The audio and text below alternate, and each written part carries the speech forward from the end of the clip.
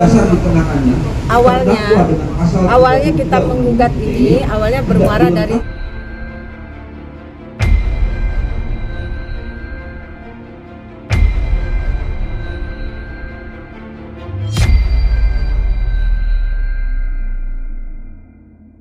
Tamara sendiri. Klien kami dilaporkan di Polda Jawa Barat mengenai penggelapan. Nah, yang digelapkan itu apa? Barangnya masih ada, hotelnya masih ada, saham dia juga masih ada, nggak bergerak.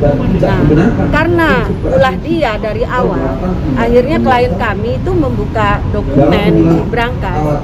Barulah teringat ada perjanjian kesepakatan bersama, pernyataan daripada Tamara dan klien kami mengatakan bahwa pengobatan ayahnya itu biayanya dibagi dua, dan itu sudah lama dari 2001 sampai sekarang belum pernah ada pembayaran. Makanya kami gugatlah di sini. Kenapa kami gugat? Karena Tamara ini tidak bisa bertemu dengan kakaknya ini, nggak pernah ketemu lah. Nah, makanya mungkin dengan ada gugatan ini bisa dilakukan mediasi nantinya di sini. Nah, saat ini klien kami tidak bisa hadir karena beliau ada di California, sakit. Kemungkinan baru bisa dari dokter ya, ada surat sakitnya karena patah kaki. Kemungkinan baru bisa datang itu sekitar akhir Maret atau awal April. Jadi ini nanti kita kan sidang pertama ini kan mengajukan kuasa kita, verifikasi ya. Jadi verifikasi kuasa kita. Nah, nanti setelah itu baru dilakukannya mediasi. Oke. Nah, ini memang hubungan mereka itu sudah lama, sekitar kira-kira itu tahun 2016 apa udah mulai tidak bisa berkomunikasi lagi. Berarti sebelumnya ada komunikasi dan Tamara mengetahui perihal biaya pengobatan yang harus dibagi dua itu. Dan ada tanda tangan dia kok di atas materai buat pernyataan. Nah, malah dikatakan ada lawyer yang mengatakan bahwa Tamara itu umurnya 20 tahun saat itu. Coba hitung aja deh kalian, tahun 1974 dikurangin 2001 berapa umurnya? 27 tahun. Dia sudah menikah dan punya anak umur 2 tahun saat itu, 2 tahun lebih. Dia udah dewasa. Jadi kalau ada kata-kata paksaan itu bohong sekali gitu loh. Itu alibi aja untuk menghindari pembayaran rumah sakit orang tuanya. Itu aja. Oke, tapi Tamara sendiri tidak mengaku atau tidak mengetahui dia memiliki kakak itu atau saudara itu bagaimana dari pihak Rick sendiri tanggapannya? Karena masalah dia bilang bukan kakaknya. Yang penting kan yang jelas Pak Rick ini anak daripada Pak Blesinski. Udah gitu aja. Nah, saya tanya, kalau Tamara bilang dia bukan saudara, tanya dia bapaknya siapa. Kalau bapaknya sama berarti saudara kan? Udah. Kalau dia nggak ngakuin ya itu haknya dia, berarti dia bohong dong. Oke, Bu, mengenai pernyataan Tamara yang menyebutkan bahwa ada harta-harta atau warisan-warisan yang dikuasai oleh pihak lain, itu bagaimana, Bu? Mungkin bisa dijelaskan secara gamblang dari Rick sendiri seperti apa sih mengenai warisan ini? Itu sudah dibuka di Polda Jawa Barat, ya, sudah lidik ya, sudah semua dokumen dikasihkan di sana.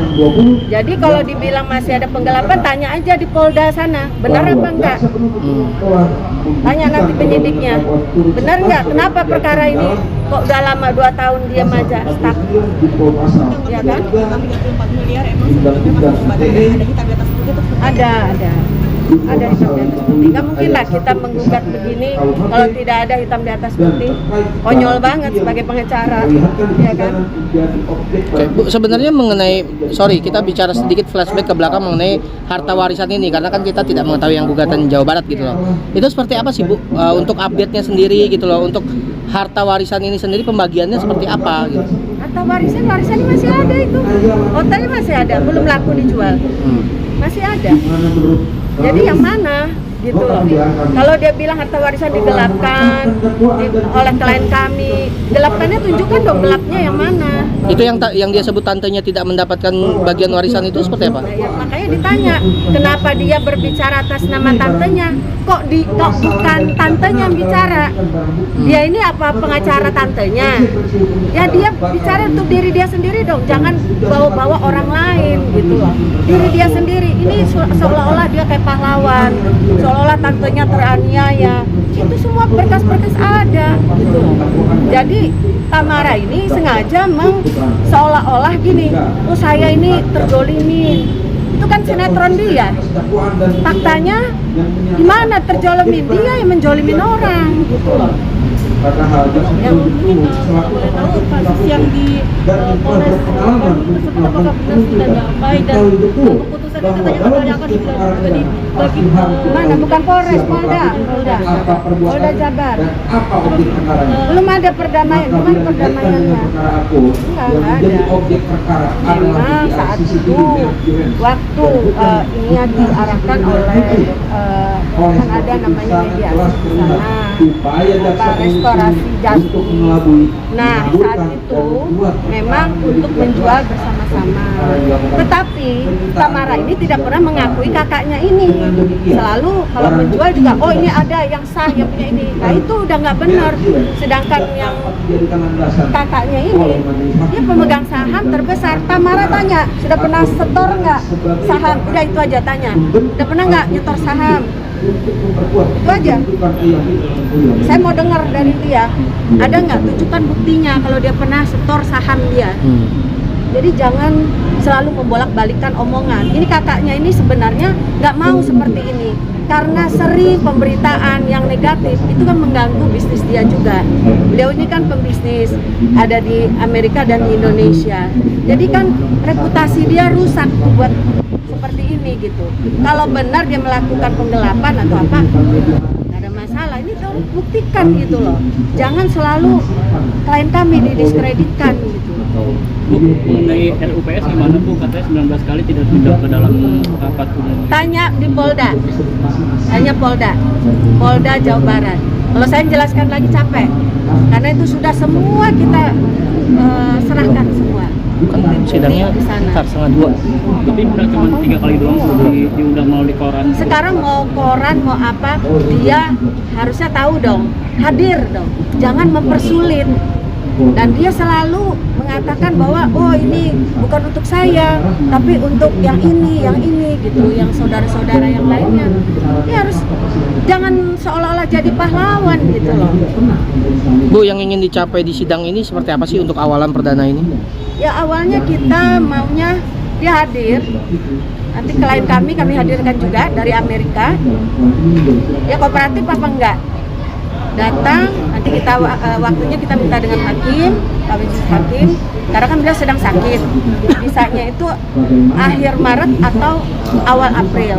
Nah nanti kita mintakan waktunya, dan itu kita minta Tamara harus hadir. Biarlah mereka bermediasi di sini. Syukur-syukur tercapai gitu loh kesepakatan. Karena mereka ini kan bersaudara. Jadi ngapain ribut-ribut? Kalau nggak dimulai nggak kayak gini kok. Yang diinginkan oleh Rick apa? Dengan adanya gugatan ini? Ya, yang diinginkannya ya pastinya perdamaian dong. Apa sih yang diributin? Karena yang keluarga Blesinski ini hanya mereka berdua. Yang lainnya sudah, yang lainnya udah meninggal. Gitu. Berarti Rick juga memegang surat wasiat mengenai warisan dong Bu ya? Bisa disebutkan seperti itu dengan bahwa Tamara menuding dia menggelapkan gitu loh? Ya, semua ada. Semua ada berarti ya? Tak mungkin lah klien kami ngarang-ngarang cerita. Saat Tamara seperti apa? Waktu ayahnya sakit, Tamara datang ke sana, ke California. Dan anaknya juga hadir juga, waktu itu masih kecil ya, masih 2 tahun kalau nggak salah. Ikut mengurus sepenuhnya nggak sih? Ya memang yang mengurus keseluruhannya Pak Rick ini, klien kami. Dia yang take care semua. Jadi kalau ada kata-kata kenapa kok cuma Tamara yang umur 20 tahun untuk bertanggung jawab, sedangkan ada saudara-saudara yang lainnya. Perlu kalian tahu bahwa saudara-saudara yang lainnya itu tidak mampu. Nah, sedangkan satu orang udah meninggal yang pintar saat itu, tinggal dua ini itu disupport, yang Ibu Teresa itu disupport oleh Pak Rik tiap bulannya. Nggak mungkin dong dia membebanin. Nah, saat itu yang sukses ini kan dua anak ini, Pak Rik dan Tamara. Coba kalian browsing, 2001 Tamara itu adalah artis termahal. Ya, dia sinetron aja itu 1 miliar dia dibayar. Kecil kok bayar-bayar begini, uang rumah sakit ayahnya cuman separohnya, nggak ada apa-apanya. Nah, makanya saat itu Tamara berjanji buat